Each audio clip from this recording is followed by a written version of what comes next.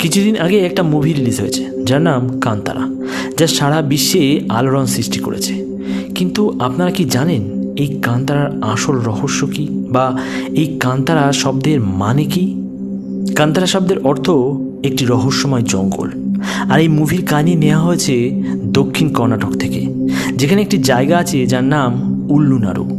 আর এই উল্লুনারুর ইষ্ট দেবতা হলেন বাঞ্জিরি, পরমাত্মা বাঞ্জিরি।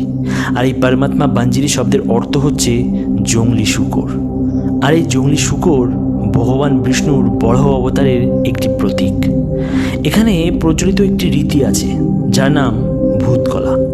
আর এই অদ্ভুত রীতিতে যারা অংশ নেয় তখন কিছু সময়ের জন্য তার শরীরে প্রবেশ করে পরমাত্মা বাঞ্জিরি।